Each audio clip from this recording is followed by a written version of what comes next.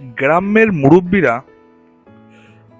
আসিয়া হরিহরকে বুঝাইয়া নিবৃত্তি করিবার চেষ্টা করিতে লাগিলেন। নিশ্চিন্দিপুরে দুগ্ধ ও মৎস্য যে কত সস্তা বা কত অল্প খরচে এখানে সংসার চলে সে বিষয়ে একটা তুলনামূলক তালিকাও মুখে মুখে দখল করিয়া দিলেন। কেবল রাজকৃষ্ণ ভট্টাচার্য স্ত্রীর সাবিত্রীব্রত উপলক্ষে নিমন্ত্রণ করিতে আসিয়া অনেকক্ষণ কথাবার্তার পর বলিলেন, বাপু, আছি বা কি দেশে, যে দেশে থাকতে বলবো। তাছাড়া এক জায়গায় কাদায় গুণ পুঁতে থাকাও কোনো কাজের নয়। এ আমি নিজেকেও দিয়ে বুঝি। মন ছোট হয়ে থাকে, মনের বার বন্ধ হয়ে যায়। দেখি এবার তো ইচ্ছে আছে একবার চন্দ্রনাথরা সেরে আসবো, যদি ভগবান দিন দেন। রানী কথাটা শুনিয়া অপুদের বাড়ি আসিল। অপুকে বলিল, হ্যাঁ রে অপু, তোরা নাকি এ গাঁ ছেড়ে চলে যাবি? সত্যি? অপু বলিল, সত্যি রানুদি, জিজ্ঞাস করো মাকে। তবুও রানু বিশ্বাস করে না। শেষে সর্বজয়ার মুখে সব শুনিয়া রানী অবাক হইয়া গেল। অপুকে বাহিরের উঠানে রাখিয়া বলিল, কবে যাবি রে? সামনের বুধবার, তারপরের বুধবারে। আসবি না কখনো? রানীর চোখ অশ্রুপূর্ণ হইয়া উঠিল। বলিল, তুই যে বলিস নিশ্চিন্দিপুর আমাদের বড় ভালো গাঁ, এমন নদী মাঠ কোথাও নেই, সে গাঁ ছেড়ে তুই যাবি কি রে? অপু বলিল, আমি কি করব? আমি তো বলিনি যাবার কথা। বাবার সেখানে বাস করবার মন, এখানে আমাদের চলে না যে। আমার লেখা খাতাটা তোমাকে দিয়ে যাব রানুদি, বড় হলে হয়তো আবার দেখা হবে। রানী বলিল, আমার খাতাতে গল্পটাও শেষ করে দিলি নে, খাতার নাম সইও করে দিলি নে রে। তুই বেশ ছেলে তো অপু। চোখের জল চাপিয়া রানী দ্রুত পদে বাহির হইয়া গেল। অপু বুঝতে পারি না রানুদি মিছিমিছি কেন রাগ করে। সে কি নিজের ইচ্ছাতে দেশ ছাইতেছে? শ্মশানের ঘাটে পটুর সঙ্গে অপুর কত কথা হইল। পটুও কথাটা জানিত না। অপুর মুখে সব শুনিয়া তাহার মনটা বেজায় দমিয়া গেল। ম্লান মুখে বলিল, তোর জন্য নিজে জলে নেমে কত কষ্টে শ্যাওলা সরিয়ে ফুট কাটলাম, একদিন মাছ ধরবি না রাতে? এবার রামনবমীর দোল, চড়ক পূজা ও গোষ্ঠ বিহার অল্পদিন পড়ে রইল। প্রতি বছর এই সময় অপূর্ব অসংযত আনন্দে অপুর বুক ভরিয়া তোলে। সেও কি দিদি এ সময় আহার নিদ্রা পরিত্যাগ করিত? অপুর দিক হইতে অবশ্য এবারও তাহার কোনো ত্রুটি হইল না। চড়কের দিন গ্রামের আতুরি বুড়ো মারা গেল। নতুন যে মাঠটাতে আজকাল চড়কের মেলা বসে, তাহারই কাছে আতুরি বুড়ের সেই দোচালা ঘরখানা। অনেক লোক জোড়া হইয়া দেখিয়াছে, সেও সেখানে দেখিতে গেল। সেই যে একবার আতুরি ডাইনির ভয়ে বাঁশবন ডাঙ্গিয়া দৌড় দিয়েছিল, তখন সে ছোট ছিল। এখন তাহার সে কথা মনে পড়িলে হাসি পায়। আজ তাহার মনে হইল আতুরি বুড়ি ডাইনি নয়, কিছু নয়, গ্রামের একধারে লোকালয়ে বাহিরে একা থাকিত। গরিব, অসহায়, ছেলে ছিল না, মেয়ে ছিল না, কেউ দেখিবার ছিল না। থাকিলে কি সারাদিন ঘরের মধ্যে মরিয়া পড়ে থাকিত? সৎকারে লোক হয় না। পাঁচু জেলের ছেলে একটা হাঁড়ি বাহির আনিয়া ঢালিল, এক হাঁড়ি শুকনা আমচুর। ঝোড়ো আম কুড়িয়া বুড়ি আমসি আমচুর তৈরি করিয়া রাখিয়া দিত, তাহা হাটে হাটে বিক্রি করিয়া দিনপাত করিত। অপু তাহা জানে, কারণ গত রথের মেলাতে তাহাকে ডালা পাঠিয়া আমসি বিক্রয় করতে দেখিয়াছে। চড়কটা যেন এবার ফাঁকা ঠেকিতে লাগিল। আর বছরও চড়কের বাজারে দিদির নতুন পট কিনিয়া কত আনন্দ করিয়াছে। মনে আছে সেদিন সকালে দিদির সহিত তাহার ঝগড়া হইয়াছিল। বৈকালে তাহার দিদি বলিল, পয়সা দেব অপু, একখানা সীতাহরণের পট দেখিস যদি মেলায় পাস। অপু প্রতিশোধ লইবার জন্য বলল, যত সব পানসে পুতু পুতু পট, তাই তোর কিনতে হবে? আমি পারবো না। যা। কেন রামরাবণের যুদ্ধ একখানা কেন হয় না? তাহার দিদি বলিল, কেবল যুদ্ধ আর যুদ্ধ। ছেলের যা কাণ্ড! কেন ঠাকুর দেবতার পট বুঝি ভালো না হলো না তো? দিদির শিল্প অনুভূতির শক্তির ওপর অপুর কোনো কালীর শ্রদ্ধা ছিল না। তাহাদের বেড়ায় গায়ে রাংচিংটা ফুল লাল হইয়া ফুটিছে, তাহার মুখ পুড়ে পাখির ডাকে, সদ্য ফোটা ওল কলমির ফুলের দুলুনিতে। দিদির জন্য মন কেমন করে। মনে হয় যাহার কাছে ছুটিয়া গিয়ে বলিলে খুশি হইতো, সে কোথায় চলিয়া গিয়াছে, কত দূর, আর কখনো কখনো সে লইয়া খেলা করিতে আসিবে না। মেলায় গোলমালের মধ্যে কে চমৎকার বাঁশি বাজাইতেছে, নতুন সুর তাহার বড় ভালো লাগে। খুঁজিয়া বাহির করিল, মালাপাড়ার হারন মাল এক বান্ডিল বাঁশের বাঁশি চাচিয়া বিক্রয় করিবার জন্য আনিয়াছে। বিজ্ঞাপন স্বরূপ এক বাঁশি নিজে বাজাইতেছে। অপু জিজ্ঞাসা করিল, কত পয়সা? হারান মাল তাহাকে খুব চেনে, তাহাদের রান্নাঘর ছাইয়া দিয়াছে। সে জিজ্ঞাসা করিল, তোমরা নাকি শুনলাম খোকা গা ছেড়ে চলে যাচ্ছ, তা কোথায় যাচ্ছ হাগা? অপু 1.5 পয়সা দিয়ে সরু বাঁশের বাঁশি কিনল একটা। বলিল, কোনো কোনো ফুটোতে কোন কোন ফুটোতে আঙুল টেপো হলো হারান কাকা, একবার দেখিয়ে যাও দেখি। মনে আছে একবার অনেক রাতে ঘুম ভাঙ্গিয়া সে খানিকক্ষণ জাগিয়াছিল। দূরে নদীতে অন্ধকার রাত্রে জেলেদের আলোর মাছ ধরা দোনা জালের একঘেয়ে একটানা ঠক ঠক শব্দ হইতেছিল। এমন সময় তাহার কানে গেল অনেক দূরে যেন কুটিরের মাঠের পথের দিকে অত রাত্রে কে খোলা গলায় গান গাইয়া পথ চালিয়েছে। কুঠির মাঠের পথে বেশ রাত্রে বড় একটা কেউ হাঁটে না, তবু আধ ঘুমে কতদিন সে নিশীথ রাত্রি জ্যোৎস্নার অচেনা পথিক কণ্ঠে মধুকানের পথ ভাঙা গানের টানে দূর হইতে দূরে সে আয়ত্ত করিতে পারে না। আজ জাগরণে ঘোরে সুষময়ী সুরলক্ষ্মী দুই ঘুমের মাঝখানের পথ বাইয়া কোথায় অন্তর্নিহিত হইয়াছিলেন। কোনোদিন তাহার সন্ধান মিলে নাই, কিন্তু অপু কি তাহা কোনোদিন ভুলিবে? চরক দেখিয়া নানা গাঁয়ের চাষাদের ছেলেমেয়েরা রঙিন কাপড় জামা পরে, কেউ বা নতুন পোড়া শাড়ি পরেন, শাড়ি দিয়া ঘরে ফিরতেছে। ছেলেরা বাঁশি বাজাইতে বাজাইতে চলিয়াছে। গোষ্ঠবিহারে মেলা দেখিতে 4-5 কোষ দূর হইতে লোকজন আসিয়াছিল। সোলার পাখি, কাঠের পুতুল, রঙিন কাগজের পাখা, রং করা হাঁড়ি, ছোপা, সকলের হাতে কোনো না কোনো জিনিস। চিনিবাস বৈষ্ণব বেলায় বেগুনি ফুলুরির দোকান খুলিয়াছিল। তাহার দোকান হইতে অপু 2 পয়সা তেলে ভাজা খাবার কিনিয়া লইয়া বাড়ির দিকে চলিল। ফিরিতে ফিরিতে মনে হইল সেখানে তাহার উঠিয়া সেখানে সে কিরকম গোষ্ঠ বিহার হয়, হয়তো সে আর চরকের মেলা দেখিতে পাইবে না। মনে ভাবিল, সেখানে যদি চরক না হয় তবে বাবাকে বলবো আমি মেলা দেখবো, বাবা নিশ্চিন্তপুর চলে যাই, না হয় 2 দিন এসে খুড়িমাদের বাড়ি থেকে যাব। চরকের পরদিন জিনিসপত্র বাঁধা ছাদা হইতে লাগলো। কাল দুপুরের আহার আদির পর রওনা হইতে হইবে। সন্ধ্যার সময় রান্নাঘরে দাওয়ায় তার মা তাকে গরম গরম পরোটা ভাজিয়া দিয়েছিল। নীলমণি জেঠার ভিটায় নারকেল গাছটার পাতাগুলি জ্যোৎস্নায় আলোয় চিকচিক করিতেছে। চাহিয়া দেখিয়া অপুর মন দুঃখে পরিপূর্ণ হইয়া এলো। এদিন নতুন দেশে যাইবার জন্য তাহার যে উৎসাহটা ছিল, যতই যাওয়ার দিন আসিতেছে ততই আসন্ন বিরহের গভীর ব্যথায় তার মনের সুরটি করুণ হইয়া বাজিতেছে। এই তাহাদের বাড়িঘর, এই বাসবন, সলতে খাগির আমবাগানটা, নদীর ধার, দিদির সঙ্গে চড়ুইভাতি করার ওই জায়গাটা, এইসব সে কত ভালোবাসে। এই অমন নারকেল গাছটা কি তাহারা যেখানে যাইতেছে সেখানে আছে? জ্ঞান হইয়া পর্যন্ত ওই নারকেল গাছ সে সেখানে দেখিয়াছে। জ্যোৎস্না রাতে পাতাগুলি কি সুন্দর দেখায়। সুমুখ জ্যোৎস্না রাত্রে এই দাওয়ায় বসিয়া জ্যোৎস্না ঝরা নারকেল শাখার দিকে চাহিয়া কত রাত্রে দিদির সঙ্গে সে 10-25 খেলিয়াছে। কতবার মনে হইয়াছে কি সুন্দর দেশ তাহাদের এই নিশ্চিন্তপুর। যেখানে যাইতেছে সেখানে কি রান্নাঘরে দাওয়ার পাশে বনের ধারে এমন নারকেল গাছ আছে?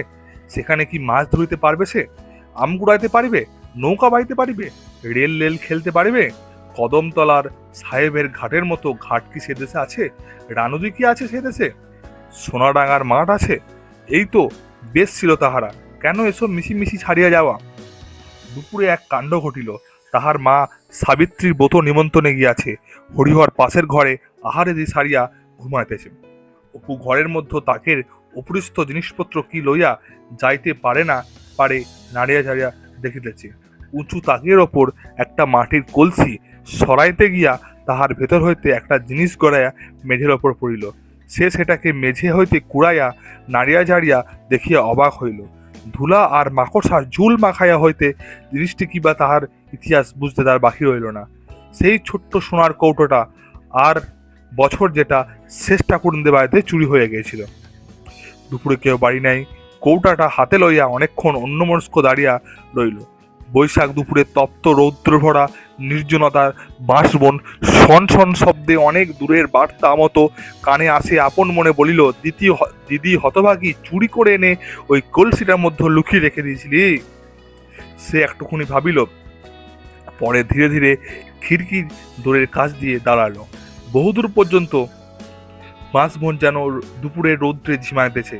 সেই শঙ্খচিলটা যেন গাছের মাথায় টানিয়া টানিয়া ডাকিতেছে দৈপায়ন হ্রদে লুকায়িত প্রাচীন যুগের সেই পরাজিত ভগ্যহত রাজপুত্রের বেদনা করুণ মধ্যাহ্নটা। একটুখানি দাঁড়িয়া থাকিয়া সে হাতের কৌটাটাকে একটান মারিয়া গভীর বাঁশবনের দিকে ছুঁড়িয়া ফেলিল। তাহার দিদি ভুলো কুকুরটাকে ডাক দিলে সে বন ঝোপের ভেতর দিয়া ভুলো হাঁপাইতে হাঁপাইতে ছুটে আসিত। ঠিক তাহারাই পাশে রাশিকৃত শুকনা বাঁশ ও পাতার রাশির মধ্যে বঞ্চি ঝোপের ধারে কোথায় গিয়ে সেটা গড়াইয়া পড়িল। মনে মনে বলিল, রইল ওইখানে, কেউ জানতে পারবে না কোনো কথা। ওইখানে আর কে যাবে? সোনার কৌটোর কথা অপু কাউকে জানাইল না, কখনো জানাই নাই, এমনকি মাকেও না। দুপুর একটা গড়ায় গেলে হিরু কারোয়ান গরুর গাড়ি রওনা হইল। সকলের দিকে আকাশে একটু মেঘ ছিল বটে,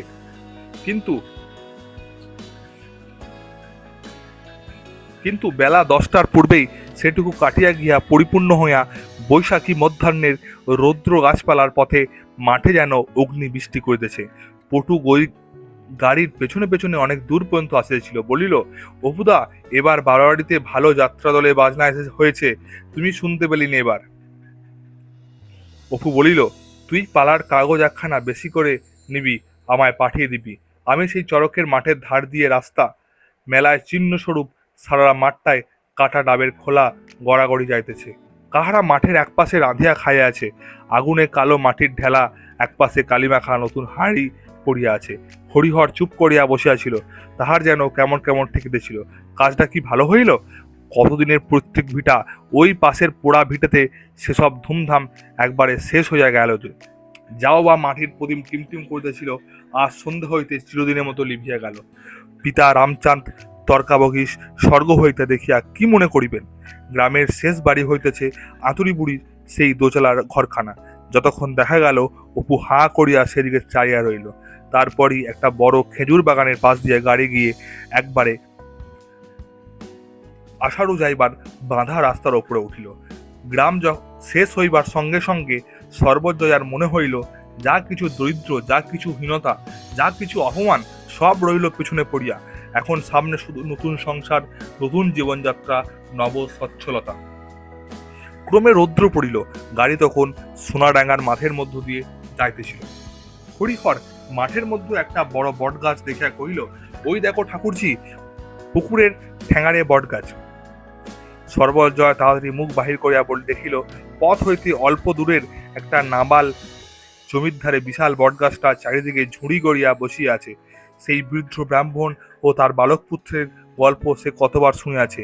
আজ হইতে 50 বছর পূর্বে তাহার শ্বশুরের পূর্বপুরুষ এরকম সন্ধ্যাবেলা ওই বটতলায় নিরীহ ব্রাহ্মণ ও তার অবধ পুত্রকে অর্থলোপে নিষ্ঠুরভাবে হত্যা করিয়া পাশের ওই নাওয়াল জমি, সেখানকার ঠাকুরজি পুকুর ছিল, ওইখানে পুঁতিয়া রাখিয়াছিল। ছেলেটির মা হয়তো পুত্রের বাড়ি ফিরিবার আশায় কত মাস কত বছর বৃথা অপেক্ষা করিত। সে ছেলে আর ফিরে নাই মাগো। সর্বজয় চোখ জলে ঝাপসা হয়ে ওঠে, গলায় কি একটা আটকে যায়। সোনাডাঙ্গার মাঠ এ অঞ্চলে সকলে বড় মাঠ। এখানে ওখানে বনঝোপ, শিমুল, বাবুল গাছ, খেজুর গাছ, খেজুর ফাঁদি ঝুলিতেছে, সোঁধালি ফুলের ঝাড় ঝুলিতেছে। চারিদিকে বউ কথা কয়, পাপিয়ার ডাক। দূর প্রসারী মাঠের উপর তিসির ফুলের রং মতো গাঢ় নীল আকাশ উবুর হইয়া পড়িয়াছে। দৃষ্টি কোথাও বাঁধে না। ঘন সবুজ ঘাসে মোড়া উঁচু নিচু মাঠের মধ্যে কোথাও আবাদ নেই, শুধু গাছপালা, বন ঝোপের প্রাচুর্য, আর বিশাল মাঠটায় শ্যামা পোশাক। সম্মুখে কাঁচা মাটির চওড়া পথটা গৃহত্যাগী উদাস বাউলের মতো দূর হইতে আপন মনে আঁকিয়া বাঁকিয়া চলিয়াছে। একটু দূরে গিয়ে বারাসে মধুখালীর বিল পড়িল। কোন প্রাচীনকালে নদী শুকাইয়া গিয়া জীবনের যাত্রাপথের পদচিহ্ন রাখিয়া গিয়াছে। অন্তর্নিহিত নদীর বিশাল খাতটা এখন পদ্ম ফুলে ভরাবি। অপুর গাড়িতে বসিয়া ও চারিদিকের অপূর্ব আকাশের রংটা দেখিতে দেখিতে যাইতেছিল। বেলা শেষের স্বপ্ন বটে, আবার কত কি শৈশব কল্পনা আসা যাওয়া। এই তো সেই গ্রাম ছাড়িয়া চলিয়াছে। এখন হয়তো কোথাও কতদূর চলিবে যাওয়া, তার সবে আরম্ভ হইল। এইবার হয়তো সেসব দেশ, স্বপ্ন দেখা সেই অপূর্ব জীবন। হরিহর দূরের এক গ্রাম আঙুল দিয়া দেখিয়া বলিল, ওই হলো ধনচে পলাশগাছি। ওরই ওপাশে নাটা বেড়ে, ওইখানে বন বিবির দারোগাতলায় শ্রাবণ মাসে ভারী মেলা হয়। এখন সস্তা কুমড়ো কোথাও মেলে না। আষাঢ় বাজারে নিচে খেয়ার বেত্রবত্রী পাড়া পার হইবার সময় চাঁদ উঠিল। জ্যোৎস্নার আলো জল চিকচিক করিতেছিল। আজ আসুরের হাট। কয়েকজন হাটুরে লোক কলরব করিতে করিতে এপার হইতে খোয়া নৌকায় এপার আসিতেছিল। অপুর গাড়ি শুদ্ধ পার করিয়া হইয়া উপরে উঠিল। অপু বাবাকে বলিয়া বলিয়া আশারুর বাজার দেখিতে নামিল। ছোট বাজার, সারি সারি ঝাঁপতলা দোকান, সেকরার দোকান ঠুংঠাং শোনা যাইতেছে। একটা খেজুর গুড়ের আড়তের সামনে বহু গরুর গাড়ির ভিড়। মাঝের পাড়া স্টেশন এখনো প্রায় 4 ক্রোশ। রাস্তা কাঁচা হলো বেশ চওড়া। দুধারে নীলকুঠির সাহেবদের আমলে রোপিত বট, অসত্য, তুঁত গাছ। বৈশাখ মাসের প্রথম প্রতিপার্শ্বের বট অসত্যের ডালের মধ্যে কোথাও কোকিল ডাকিয়া সারা হইতেছে। সারা পথটা প্রাচীন বটের সারি ঝুড়ি দোলানো। কচি পাতার রাশি জ্যোৎস্না লাগিয়া স্বচ্ছ দেখিয়াছে। বাংলার বসন্ত, চৈত্র, বৈশাখের মাঠে, বনে বাগানে যেখানে সেখানে কোকিলের এলোমেলো ডাক, নতপল্লব, নাগকেশর গাছের অজস্র ফুলের ভরা। বনফুলের গন্ধ ভরা জ্যোৎস্না স্নিগ্ধ দক্ষিণা হাওয়ায় উল্লাসে আনন্দ নৃত্য শুরু করিয়াছে। এরূপ অপরূপ বসন্ত দৃশ্য অপু জীবনে এই প্রথম দেখিল। এই অল্প বয়সে তাহার মনে বাংলার মাঠ, নদী, নিরলা বন্য প্রান্তরে সম্মুখ জ্যোৎস্নারাত্রি সেই মায়েরূপ অঙ্কিত হইয়া গিয়াছিল। আর উত্তরকালের শিল্পী জীবনের কল্পনা মুহূর্তগুলির মাধুর্যে ও প্রেরণায় ভরিয়া তুলিবার তাহার শ্রেষ্ঠ প্রদান। রাত্রি প্রায় 10টার সময় স্টেশনে গাড়ি আসে দাঁড়াইল। আজ অনেকক্ষণ হইতে কখন গাড়ি স্টেশনে পৌঁছাবে সেই আশায় অপু বসিয়াছিল। গাড়ি থামতেই নামিয়া সে এক দৌড়ে গিয়ে স্টেশনের প্ল্যাটফর্মে হাজির হইল। সন্ধে 8:30টায় ট্রেন অনেকক্ষণ চলিয়া গিয়েছে। বাবাকে জিজ্ঞেস করিয়া সে জানিয়াছে 3:30 মধ্যে আর ট্রেন নেই। ওই হিরু গাড়োয়ানের গরু দুইটার জন্য এরূপ ঘটিল, নতুবা এখনই সে ট্রেন দেখিতে পাইত। প্ল্যাটফর্মে একরাশ তামাকের গাঁট সাজানো, 2 জন রেলের লোক একটা লোহার বাক্স মতো দেখিতে, অথচ লম্বা ডান্ডাওয়ালা কলে তামাকের গাঁট ছাপিয়া কি করিতেছে। জ্যোৎস্না পাড়িয়া রেলের পটি চিকিচিক করিতেছে। ওদিকে রেল লাইনের ধারে একটা উঁচু খুঁটির গায়ে 2টো লাল আলো, এদিকে আবার সেই রকম 2টো লাল আলো। স্টেশনের ঘরে টেবিলের ওপরে চোপ পোয়া তেলের লণ্ঠন জ্বলিতেছে, একরাশ বাঁধানো খাতাপত্র। অপু দরজার কাছে গিয়ে খানিকটা দাঁড়িয়া দেখিল একটা ছোট্ট খড়মের বউলের মতো জিনিস টিপিয়া স্টেশনের বাবু খটখট শব্দ করতেছে। স্টেশন, বেশি দেরি নয়, কাল সকালে সেই রেলের গাড়ি শুধু সে দেখিবে না, চড়িবেও। প্ল্যাটফর্ম হইতে নড়িতে তাহার মন সরিতেছিল না, কিন্তু তাহার বাবা ডাকিতে আসিল। খড়মের বাউলের মতো জিনিসটা নাকি টেলিগ্রামের কল। তাহার বাবা বলিল। অপু ফিরিয়া দেখিল স্টেশনের পুকুরের ধারে রাঁধিয়া খাইবার জোয়ার হইতেছে, আর একখানি গাড়ি পূর্ব হইতে সেখানে দাঁড়িয়াছিল। আরোহীর মধ্যে 18-19 বছরের এক বউ, একটি যুবক। অপু শুনিল বউটি হবিবপুরে বিশ্বাসদের বাড়ি, ভাইয়ার সঙ্গে বাপের বাড়ি যাইতেছে। তাহার মায়ের সঙ্গে বউটির খুব ভাব হইয়াছে। তাহার মা খিচুড়ি চাল ডাল ধুয়ে দিয়েছে, বউটি আলু ছাড়াইছে, রান্না একত্রে হইবে। সকাল 7:30টায় ট্রেন আসিল। অপু হাঁ করে অনেকক্ষণ হইতে গাড়ি দেখিবার জন্য প্ল্যাটফর্মের ধারে ঝুঁকিয়া দাঁড়িয়েছিল। তার বাবা বলিল, খোকা, এত ঝুঁকিয়ে থেকো না, সরে এসো ওদিকে। একজন খালাসিও লোকজনের হাঁটাইয়া দিতেছিল। কত বড় ট্রেনখানা, কি ভয়ানক শব্দ, সামনে একে বলে ইঞ্জিন, কি কাণ্ড। হাবিবপুরে বৌমা ঘোমটা খুলিয়া কৌতূহলের সহিত প্রবেশমান ট্রেনখানার দিকে চাহিয়াছিল। গাড়িটিতে হৈ হৈ করিয়া মোট ঘাট সব ওঠানো হইল। কাঠের বেঞ্চি সব মুখোমুখি করিয়া পাতা, গাড়ির মেঝেটা যেন সিমেন্টের বলিয়া মনে হইল, ঠিক যেন ঘর ঘর একখানা, জানলা দরজা সব হুবহু এক। ভারীখানা এই ভারী গাড়িখানা যাহা আসিয়া দাঁড়িয়েছে তাহা যে আবার চলিবে সে বিশ্বাস অপুর হইতেছিল না। কি জানি, হয়তো নাও চলিতে পারে, হয়তো উহারা এখনই বলিতে পারে, ওগো তোমরা সব নামিয়া যাও, আমাদের গাড়ি আর চলিবে না। তারের বেড়ায় এদিকে একজন লোক এক বোঝা উলু ঘাস মাথায় করিয়া ট্রেনখানা চালিয়া যাওয়ার জন্য অপেক্ষা দাঁড়িয়েছিল। অপুর মনে হইল লোকটার কৃপার পাত্র, আজিকার দিনে সে গাড়ি চলিল না, সে বাঁচিয়া থাকিবে কিনা কি করিয়া। হিরু গারোয়ান ফটকের বাইরে দাঁড়িয়া গাড়ির দিকে চাইয়া আছে। গাড়ি চলিল অদ্ভুত অপূর্ব দুলানি। দেখিতে মাঝের পাড়া স্টেশন লোকজন তামাকের গাঁট হাঁ করিয়া দাঁড়িয়া থাকা হিরু গারোয়ান সকলে পেছনে ফেলিয়া গাড়ি বাহিরের উলুখোরের মাঠে আসিয়া পড়িল। গাছপালাগুলো শট শট করিয়া দুদিকের জানলার পাশ কাটিয়া ছুটিয়া পালিয়াছে। কি বেগ! এরই নাম রেলগাড়ি। মাঠখানা যেন ঘুরিয়া ফেলিতেছে। ঝোপ ঝাপ গাছপালা, উলুখড়ের ছাউনি, ছোট ছোট চাষাদের ঘর একাকার করিয়া দিতেছে। গাড়ির তলায় জাঁতা বসার মতো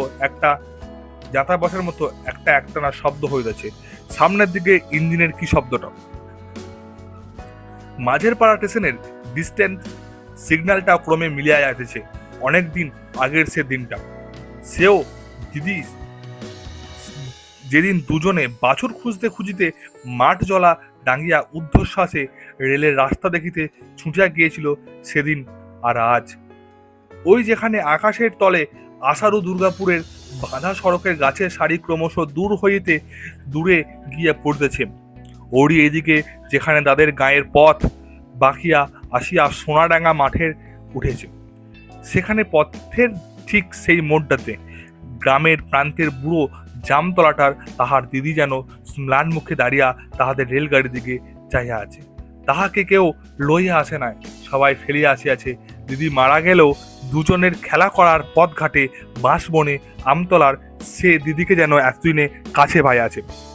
দিদির অদৃশ্য স্নেহপোষ্য ছিল নিশ্চিন্দিপুরের ভাঙা কোঠা বাড়ির প্রতি গৃহকোণে।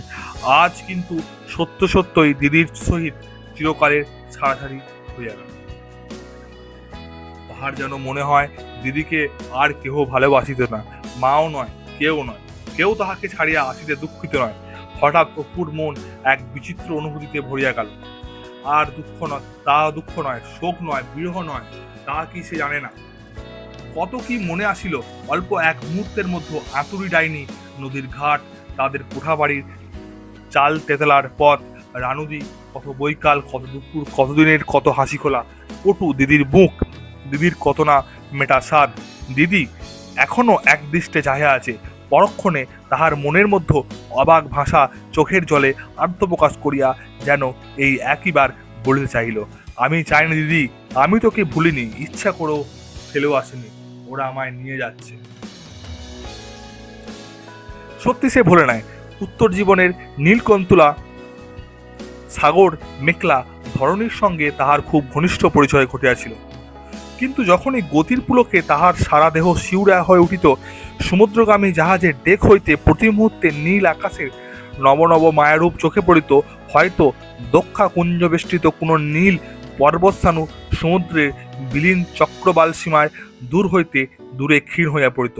দূরের অস্পষ্ট আবহাওয়া দেখিতে পাওয়া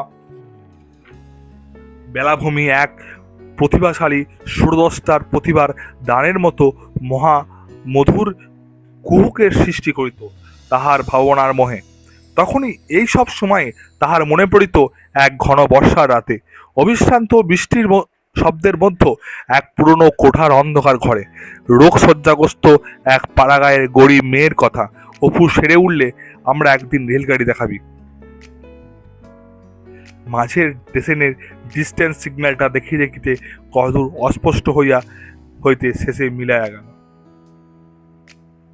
এ হলো জিনিস, এটাই হলো পথের পাঁচালী একটা পাঠ, যেটা আমাকে একটা পড়ে শোনালাম।